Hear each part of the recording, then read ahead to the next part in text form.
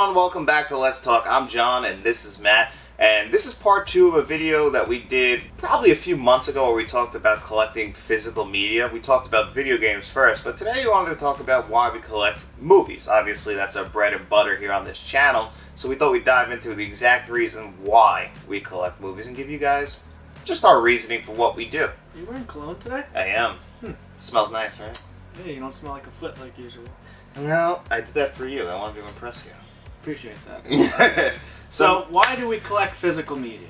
Well, there's plenty of movies that have been, removed from service, and there's plenty of movies like episodes of Always Sunny in Philadelphia is a good example. Like, there's a few episodes they took down and for some reason, and you can't get those anywhere unless you had the DVDs, which I don't even think all the seasons are on DVD. I'm not entirely sure about that. But it's just the fact that stuff can be taken away when you buy something digitally. I mean, yeah, sure, I guess you own it in a digital library somewhere, but who knows? That digital library could disappear one day. You could forget your password, your login, stuff like that happens all the time. How many games on Xbox have you lost because you forgot emails and you couldn't be bothered to... Oh my god, my first Xbox... To recover the emails, yeah. My first Xbox 360 Xbox Live account had movies and shows and games that I bought digitally that no way for me to recover because the email account, I don't even remember the login for that. Yeah, so at the point it's laziness at some point. Yeah, I'm sure if I do some digging I can get it back, but it's a lot of work. Right, but the fact that I can just come to my shelf and grab something like The Frighteners right off the list. I don't know if this is streaming anywhere. I don't want to have to spend 20 minutes on my phone to see what streaming service I have to find or download or sign up to have it. I picked it up for a couple bucks and now it's on my shelf. And I would say half of the movies on this shelf are probably not streaming anywhere, and I can go watch them at any time. And not to mention that a physical disc generally is always going to have a better presentation versus streaming because it gets compressed with streaming, the audio is not going to be as great. Sometimes the definition, the pixel rate, all that stuff, it's always going to be better on the disc, with the exception of the Marvel movies on Disney Plus, because Disney Plus does have great streaming. I agree, and especially with the compressed thing is really a big deal because there's most chances where a Blu-ray will look better than a 4K stream. Mm-hmm. Especially since I believe only Netflix and Disney throw the Dolby Vision on it, but for the most part you're just getting the resolution increase and not the actual HDR. And the HDR I really feel is the bigger deal when it comes to 4Ks over Blu-rays. Because the resolution, if you just compare that, it's not that noticeable to the human eye, and that's what makes me upset about when they're going to 8K, because you're really not going to notice that. Right, yeah, it's not a huge it's 4 times the resolution they boast. But a lot of people, you show it to the average person and they can't tell you the difference, and they still think a DVD looks fine. But it's, like you said, the HDR, the audio is a big improvement with the 4K discs and stuff like that. And it's just nice stuff. I like to hold it. I like to look at it. I like the cover art. I like the box art. I like taking the disc, putting it inside. It's like going to Blockbuster back in the day. Mm-hmm. You bring it home, you put it in your player, and... that's the real experience. Streaming is fine. We have all the streaming services. We use them. It's for more exclusive stuff. And TV shows. TV shows. Yeah. I still like to collect all the TV shows on Blu-ray or DVD or whatever. I put them on the shelf, and it is a pain in the ass to switch discs in between episodes. 100%. That's why I will stream all my TV shows. However, that 70s show, for example, I don't think that's streaming anywhere. No, not currently. But we have that set on Blu-ray. We have all the episodes. They can't edit that. They can't take that away from us. And it's still probably going to look best on the disc anyway. I agree. I definitely agree, and that's one thing too, is it's going to look better on the disc, but shows I understand a little more being committed to digital over the Blu-rays and movies, because also one thing when you buy a movie, especially on Blu-ray and 4K, and even back in DVD, is the extras. Now, Matt used to love the extras when it was on DVD, but I still love to do retrospects and deep dives on certain films, and you're going to get that only on physical media. Yes, you have the Criterion channel, which has most of their extras, or Disney Plus, I think, actually puts a little bit of an effort in, especially with Doctor Strange. Somebody told us in our comment section, right. the extras are better actually on Disney Plus than they are on disc, which is, that's just Disney trying to get you to sign up for their service and basically have you double dip. And like Matt bought the 4K and I bought the 4K, and then we both still have Disney Plus. Right. So that's something that's a little bit unfortunate now. But even going back to VHS, like certain movies have never even made the jump. If you have the VHS, the original DVD, for example, like James Cameron movies. Yeah. None of them have really even come to Blu-ray. Like The Abyss, like we've heard rumors of 4Ks for The Abyss for years and no confirmation.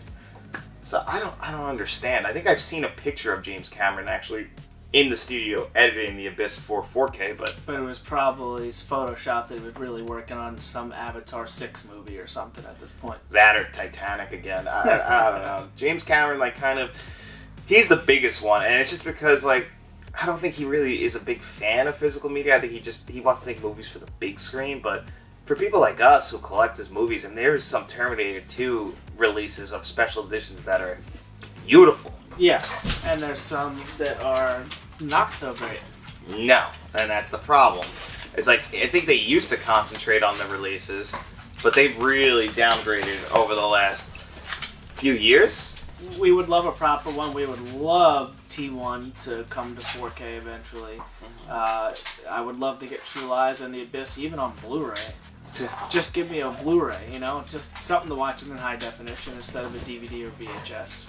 Yeah, but Disney Plus is the exception as far as streaming goes. They have a very good streaming service, and they put out the bare minimum when it comes to physical media because they want you to go to Disney Plus, and that's their model now. So it sucks. They're really not treating the physical media guys well when Disney was probably the king of physical media at one point. They were. They really were, especially now if you have those clamshell cases or any old VHSs, like you don't really have to worry about upgrading if you don't want to, because from what we learned about physical collectors is some people stopped at DVD and some people stopped at VHS, and like Matt collects them all. I do just really Blu-ray and 4K. I don't really have many DVDs still. I used to collect DVDs, and I love them. It's a shame because I'm probably going to go back and grab some of these, like Near Dark, directed by Catherine Bigelow from 1987. Its last release is on DVD, and there's no sign of them making a Blu-ray or a 4K Blu-ray of this.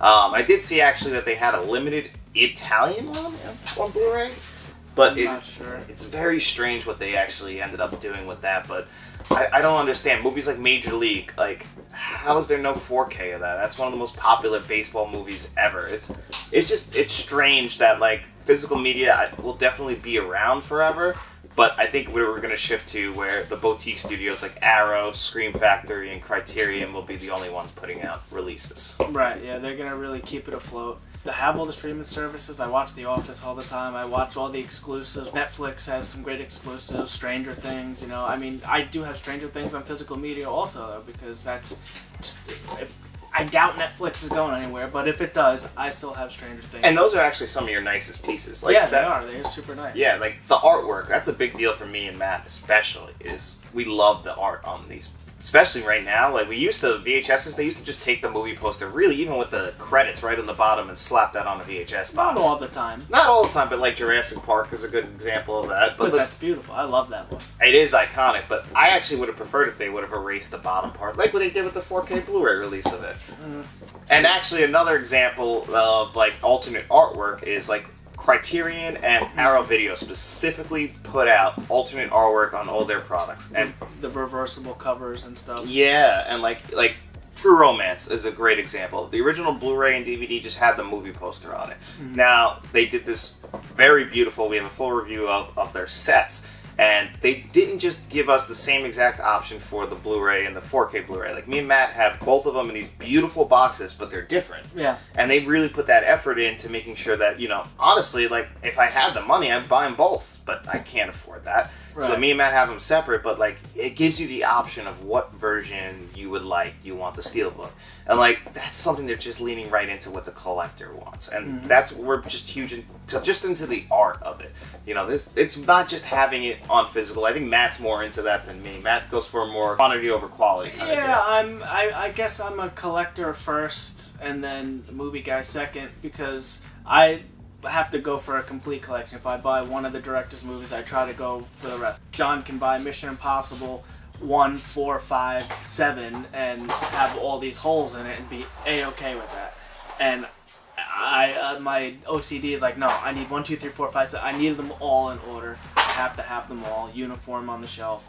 And that's just the collector in me, I guess. That's the OCD. It started probably with Pokemon cards when I was a kid. So, I don't know, I guess that fueled the addiction, and I enjoy collecting, you know, I like getting deals, I like going hunting, finding stuff that's rare, out of print, never seen before, discovering new movies, and it's just like, have I watched every movie on the shelf? Absolutely not. Half of them are probably sealed still if you've seen in the collection video, but it's just nice to be able to walk in here, like Blockbuster, browse the shelf, and pick up something I haven't seen before, or stuff that I've seen 100 times that I absolutely love. I just like to hold it in my hand, I like to read the back, I like to touch it, I like to put it in the Blu-ray player, and the studio, nobody can take it away from me. They can't edit it, they can't cancel it, they can't bury it. I have it on my shelf, it's there forever. So that's why I like to collect physical media. Yeah, I'm a little bit jealous of that, honestly. Like, you, especially years ago, Matt never got rid of all his stuff. When I started collecting Blu-rays, I kind of just wanted to grab all the movies I wanted at first. I think I was a little behind. You were collecting Blu-rays back in right when they started.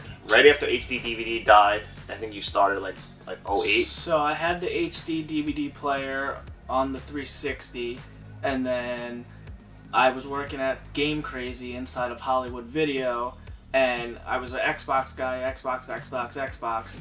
And I was a PlayStation guy before the Xbox, but then being in the game store all the time, I finally caved and I bought a PS3. I was like, oh, so let me check out this Blu-ray thing because we got free rentals next door at Hollywood Video. So I would bring home Blu-rays every night and watch them. So I started buying movies on Blu-ray as I realized it was the superior platform versus DVD or HD DVD. And it all just kind of started from there. So I guess that's 06, 07 I started with Blu-rays. Yeah, and you never got rid of them, right? I think you've only pretty much kept them all since Maybe then. a handful when you were able to sell them back, but never really got rid of Blu-rays. No. Yeah, no. I once I started my Blu-ray collection, which was 2011. I haven't gotten rid of any other than trading with you for doubles and stuff. But other than that, I've kept my collection. I used to collect DVDs as a kid, and I wish I would have kept them. I really do. I had a really bad habit of selling them for pennies on the dollar and then buying a Blu-ray or buying just a brand new DVD. And I really wish now I would have kept some of them. Or buying one just to buy it. What was that Kurt Russell movie you bought at the... Oh my god. The mom and pop video store? Video City we used to go to in New York over here. What was that? Dark Blue. It was some Kurt Russell movie. Yeah.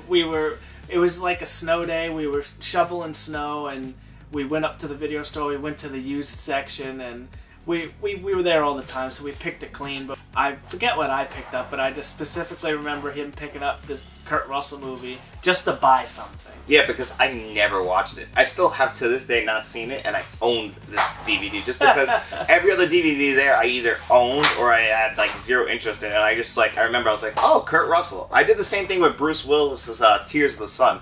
I never saw the movie. I saw that in theaters. Did you? Yeah. I had the DVD. I never put that DVD in my DVD player. I remember looking at it so many times going, this just does not look like it's for me. We didn't watch that at your house? I know I saw that movie. Maybe you watched it with Ryan, because Ryan likes those kind of movies. Yeah, I saw that in theaters, I remember. Yeah. But anyway, in closing, that's why we love physical media. We don't want it to go anywhere. It's just, in our opinion, it's fun to collect. We're collectors, but it's also just awesome to have this collection. When people come over, they get to discover new stuff. They get to be like, oh shit, I haven't seen this movie in years.